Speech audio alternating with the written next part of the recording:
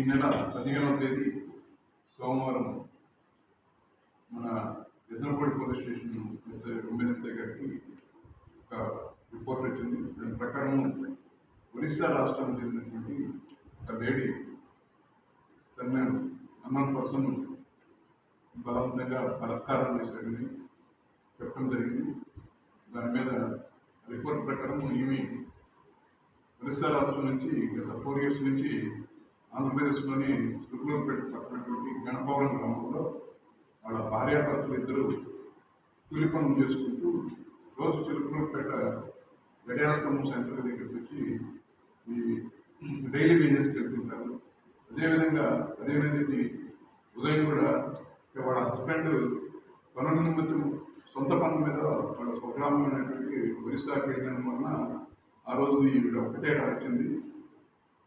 అదే సమయంలో కురవాడు బైక్ మీద వచ్చి ఈ మార్పుల్లో అపార్ట్మెంట్స్ క్లీన్ చేసే పని ఉంది, వస్తావని అడిగితే ఆమె సరే ఒప్పుకుంది. బైక్ మీద ఎక్కించుకొని వస్తూ మార్గ మధ్యంలో తాతపూడి జంక్షన్ దాటిన తర్వాత సూరావారిపల్లి అనే గ్రామం శివారులో పొలాల్లోకి తీసుకొచ్చుకుంటే ఆమెని ఎందుకో డౌట్ వచ్చి మార్గం మార్చేటప్పటికి పెద్దగా వచ్చింది. వెంటనే ఆ కుర్రాడు పొలాలకి బలవంతంగా లాక్కండి నోరు మూసి ఆమె భయపెట్టి బలాత్కారం చేశాడు. తర్వాత ఆమె దగ్గరటువంటి సెల్ ఫోన్ కూడా లాక్కొని వెళ్ళిపోయాడు. అంటే ఆమె ఎవరికైనా ఫోన్ చేసి ఎక్కువగానే ఉంటుంది. తర్వాత ఆమె మార్నింగ్ కనుక్కొని ఎద్దనపూడి పోలీస్ స్టేషన్కి వచ్చి ఉమెన్ ఎస్ఐ గారికి రిపోర్ట్ ఇవ్వడం జరిగింది. దాని మీద క్రైమ్ నెంబర్ 25/26గా కేసు నమోదు చేసి ఎస్ఐ గారు మరి సిఐ గారు ఆధ్వర్యంలో ఇన్వెస్టిగేషన్ టేకప్ చేశారు.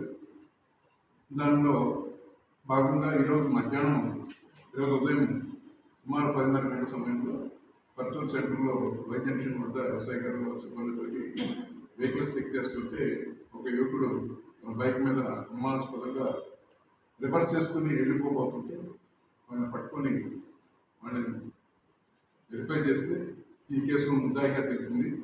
అతని పేరు కుంభా వెంకట్, వయసు 19 సంవత్సరాలు, మోదుకూరు గ్రామం, నేటివ్ ప్లేస్ చుండూరు మండలం. కానీ ప్రస్తుతం చుండూరు మండలం పెదపరి గ్రామంలో ఉంటున్నాడని తెలిసింది. ఇతను కూలి పనులకు వెళ్తూ తర్వాత బండ్ల మీద కూరగాయలు పండు అమ్ముకుంటూ జీవనం సాగిస్తున్నాడు.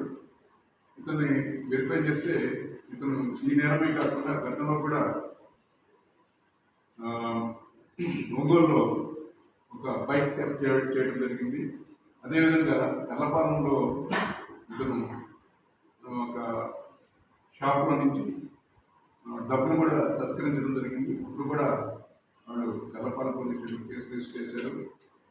తర్వాత ఇటీవల గుంటూరు రైల్వే స్టేషన్లో పడుకొని నిద్రపోతున్నటువంటి ఒక యువకుడి దగ్గర ల్యాప్టాప్, సెల్ ఫోన్ కూడా చోరీ చేశారు. అప్పుడు కూడా జీఆర్పీ పోలీసులు తను అరెస్ట్ చేసి జైలు పంపించడం జరిగింది. జైలు నుంచి బయటికి ఇటీవలే ఒక 2 weeks బ్యాక్ వచ్చాడు. వచ్చి మళ్ళీ ఈ అఫెన్స్లో ఇన్వాల్వ్ అయ్యారు. సో